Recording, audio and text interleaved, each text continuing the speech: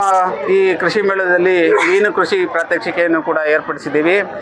ಈ ಮೀನು ಕೃಷಿ ಇದರಲ್ಲಿ ನಾವು ಗೆಂಡೆ ಮೀನುಗಳ ಕೃಷಿ ಹೇಗೆ ಮಾಡಬಹುದು ಅನ್ನೋದ್ರ ಬಗ್ಗೆ ರೈತರು ಸಾಮಾನ್ಯವಾಗಿ ತಮ್ಮ ಕೃಷಿ ಹೊಂಡಗಳು ಮತ್ತು ಇತರೆ ನೀರು ಸಂಗ್ರಹಣಾ ತೊಟ್ಟಿಗಳನ್ನು ಮಾಡ್ಕೊಂಡಿರ್ತಾರೆ.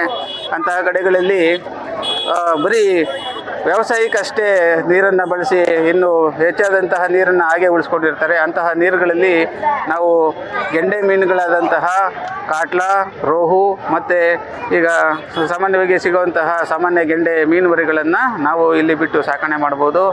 ನಾವು ಇಲ್ಲಿ ಬಿಡಬೇಕಾದ್ರೆ ಸ್ಟಾಕಿಂಗ್ ಡೆನ್ಸಿಟಿಯನ್ನು ನಾವು ಅನುಸರಿಸಬೇಕಾಗ್ತದೆ. 1 ಕ್ಯೂಬಿಕ್ ಮೀಟರ್ಗೆ 1 ಮರಿಯಂತೆ ನಾವು ಬಿಡಬೇಕಾಗ್ತದೆ. ಕೆಲವು ಸಂದರ್ಭದಲ್ಲಿ ಕೆಲವೊಂದು ಮೀನಿನ ಶತ್ರುಗಳ ಒಂದು ಕಾಟ ಇತ್ತು ಅಂತಂದರೆ, ಶತ್ರುಗಳು ಅಂತಂದರೆ ಹಾವಿರ್ಬೋದು, ಕಪ್ಪೆ ಇರ್ಬೋದು, ನೀರಿನ ಕಾಗೆ ಇರ್ಬೋದು, ಇವುಗಳ ಹಾವಳಿ ಇತ್ತು ಅಂತಂದರೆ ಅಂಥ ಸಂದರ್ಭದಲ್ಲಿ ಅವುಗಳಿಂದ ಆಗುವಂತಹ ನಷ್ಟದ ಒಂದು ಪ್ರಮಾಣವನ್ನು ಕೂಡ ಗಣನೆಗೆ ತಗೊಂಡು ನಾವು ಮರಿಯನ್ನು ಸ್ವಲ್ಪ ಹೆಚ್ಚು ಬಿಡಬೇಕಾಗ್ತದೆ.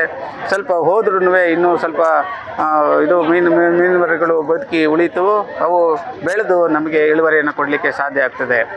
ಇನ್ನು ಈ ಸ್ಟಾಕಿಂಗ್ ಡೆನ್ಸಿಟಿ ವಿಷಯ ಆದಮೇಲೆ ಈ ಬಿಟ್ಟ ನಂತರ ಅವುಗಳಿಗೆ ಈ ನ್ಯಾಚುರಲ್ ಆಗಿ ಸಿಗುವಂತಹ ಪ್ಲಾಂಕ್ಟನ್ಗಳನ್ನು ಬರ್ಸೋದಕ್ಕೆ ನಾವು ಈಗಾಗಲೇ ಮೊದಲೇ ಗೊಬ್ಬರ ಹಾಕಿ ಅದನ್ನು ರೆಡಿ ಮಾಡ್ಕೊಂಡಿರಬೇಕಾಗ್ತದೆ.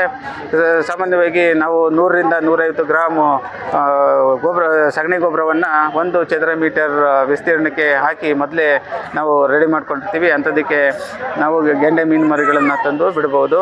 1 ವಾರದ ಸಮಯದ ನಂತರ ಆ ಪ್ಲಾಂಕ್ಟನ್ಗಳೆಲ್ಲ ಚೆನ್ನಾಗಿ ಆಗಿರ್ತವೆ. ಆ ಸಮಯಕ್ಕೆ ನಾವು ಮೀನು ಮರಿಗಳನ್ನು ಬಿಡ್ಬೋದು.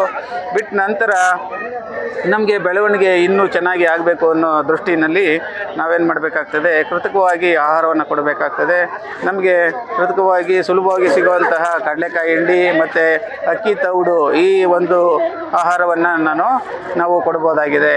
ಈ ಸಾಮಾನ್ಯವಾಗಿ 1 ಎಕರೆ ಕೊಳೋದಕ್ಕೆ ನಾವು 4000 ಮೀನು ಮರಿಗಳನ್ನು ಬಿಟ್ಟಾಗ ಸುಮಾರು 600ರಿಂದ 800 ಗ್ರಾಮಷ್ಟು ಆಹಾರವನ್ನು ಕೊಡಬೇಕಾಗ್ತದೆ. ಅದರಲ್ಲಿ ಕಡಲೆಕಾಯಿ ಹಿಂಡಿ ಅರ್ಧ ಮತ್ತು ಇನ್ನು ಅಕ್ಕಿ ತೌಡು ಅರ್ಧ. ಇದು ಎರಡು ಕಡಲೆಕಾಯಿ ಹಿಂಡಿ ಸಾಮಾನ್ಯವಾಗಿ ಚಕ್ಕೆ ರೂಪದಲ್ಲಿ ಬರ್ತದೆ. ಅದನ್ನು ನೇರವಾಗಿ ನಾವು ಬಳಸೋದಕ್ಕಾಗೋದಿಲ್ಲ.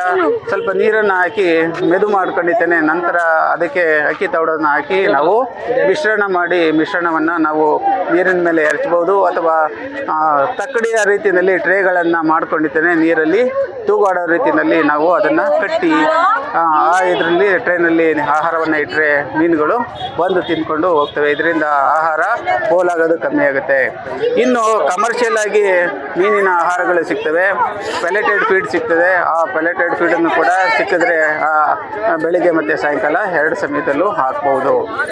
ಇನ್ನು ಈ ಒಂದು ಮೀನು ಸುಮಾರು 1 ವರ್ಷದ ಸಮಯದಲ್ಲಿ 3/4 kgಯಿಂದ 1 kgಯಷ್ಟು ಬೆಳವಣಿಗೆ ಆಗಿರ್ತದೆ. ಆನಂತರ ಎಳೆ ಬೆಲೆಯಿಂದ ನಾವು ಒಂದು ಮೀನುಗಳನ್ನು ಹಿಡಿದು ಮಾರಾಟ ಮಾಡ್ಬೋದು.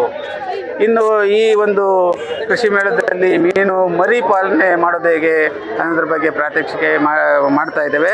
ಯಾಕೆ ಅಂತಂದರೆ ಈ ಮೀನು ಮರಿ ನಮಗೆ ಬೆಳೆಸೋದಕ್ಕೆ ಬೇಕಾಗ್ತದೆ. ಈ ಮರಿನ ಬೆಳೆಸಿಕೊಡುವಂಥದ್ದು, ಅದರಲ್ಲೂ ಗುಣಮಟ್ಟದ ಮೀನು ಮರಿಗಳು ನಮಗೆ ಸಿಕ್ತು ಅಂತಂದರೆ ಒಳ್ಳೆಯ ಕೃಷಿಯನ್ನು ಮಾಡಲಿಕ್ಕೆ ಸಾಧ್ಯ ಆಗ್ತದೆ. ಇದು ಸುಮಾರು 2ರಿಂದ 2.5 ತಿಂಗಳ ಅವಧಿಯಲ್ಲಿ ಒಂದು ಬ್ಯಾಚನ್ನು ತೆಗಿಬೋದು. ಈ ಒಂದು ಸಮಯದಲ್ಲಿ ಒಂದು ಬ್ಯಾಚ್ ತೆಗೆದಾಗ ನಮಗೆ ಆರ್ಥಿಕವಾಗಿ ಒಂದು ಒಳ್ಳೆಯ ಒಂದು ಲಾಭವನ್ನು ಮಾಡಲಿಕ್ಕೆ ಇದು ಈ ಚಟುವಟಿಕೆ ಸಾಧ್ಯ ಆಗ್ತದೆ. ಸೊ ಇದರಲ್ಲಿ ನಾವೇನು ಮಾಡ್ತೀವಿ ಅಂತಂದರೆ ಬೇರೆ ರೀತಿಯಲ್ಲಿನೂ ಇಲ್ಲಿ ನಾವು ಏನು ಕೊಳವನ್ನು ಮಾಡ್ಕೊಂಡಿರ್ತೀವಿ ಅದೇ ರೀತಿ ಇಲ್ಲಿ ಕೂಡ ಕೊಳವನ್ನು ಮಾಡ್ಕೊಂಡು ಅದನ್ನು ಸಿದ್ಧಪಡಿಸ್ಕೊಂಡು ಮರಿ ಬಿಟ್ಟು ಅದಕ್ಕೆ ಆಹಾರವನ್ನು ಕೊಟ್ಟು ಚೆನ್ನಾಗಿ ಸಾಕಣೆ ಮಾಡಿದಾಗ ಸುಮಾರು 1.5-2 ತಿಂಗಳಲ್ಲಿ ಬೆರಳುದ್ದದ ಮರಿಗಳಾಗಿ ನಮಗೆ ಅದು ಸಿಗುತ್ತೆ. ಅದನ್ನು ಹಿಡ್ಕೊಂಡಿದ್ದೇನೆ ನಾವು ಮಾರಾಟ ಮಾಡ್ಬೋದು. ಇದರಿಂದ ಕೂಡ ನಾವು ಲಾಭವನ್ನು ಗಳಿಸ್ಬೋದು.